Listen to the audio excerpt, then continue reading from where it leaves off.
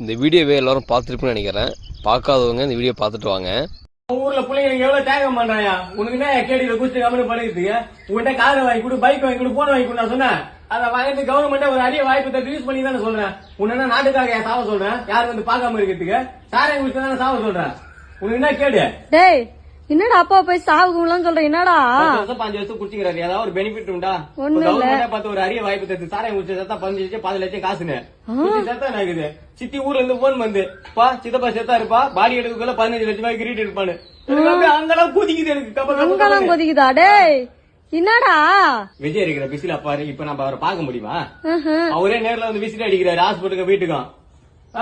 சொந்தக்காரங்க முன்னாடி நல்லா வாழ்ந்து காட்டணும் எப்படி வாழ்ந்து காட்டுறது? இவரும் சம்பாதிக்க மாட்டாரா? சம்பாதிக்க ஐடியா சொன்னாலும் கேட்க மாட்டாரா? ஏய் நீ நல்லா காசு பண்ண சம்பாதிக்க என் புருஷன் சாவாடா கிடைச்சது? அதை விடுமா, இவரு கொஞ்சம் கொஞ்சமா சரக்கு வச்சு சத்தாலும் சாம சாராயம் குடிச்சு சாக மாட்டாரா? அவரு இது குடிச்சா தப்பு, அது குடிச்சா தப்பு இல்லையா? இந்த வீடியோ பார்த்துருப்பீங்க. இதில் பார்த்தோம்னா இப்போ என்ன தலைப்பு போட்டிருக்காங்கன்னா, அரசாங்கத்தை கிண்டல் செய்கின்றார் அப்படின்னு போட்டிருப்பாங்க. எல்லாம் வச்சு பாருங்க, இப்போ கிண்டல் செய்கிறாரா? உண்மைதானே சொல்கிறாரு.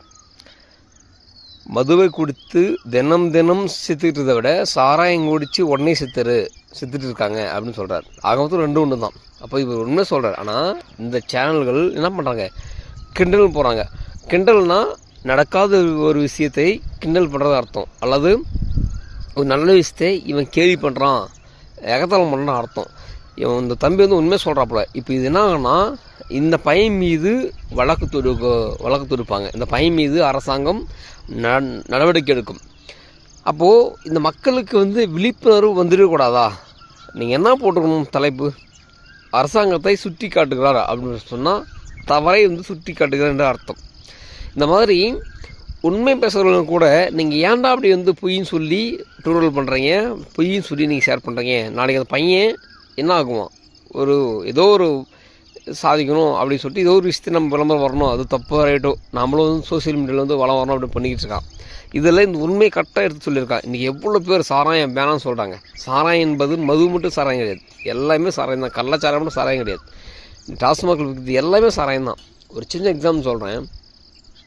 பீர் அதெல்லாம் வந்து பார்த்தீங்கன்னா அதிகமாக குடித்தா கிட்னி ப்ராப்ளம் வரும்னு சொல்கிறாங்க. அன்றைக்கி நம்ம பசங்க பீர் குடித்தது நல்லது அப்படின்னு சொல்லிட்டு சில பேர் ஒரு கேஸு ஒன்றா குடிக்கிறாங்க. இதெல்லாம் ஏன் சொல்லுவார்னா, எது கொடுத்தாலும் அது மது தான், எது கொடுத்தாலும் அது ஆல்கஹால் தான். இதால் உயிர் பறி போகும்.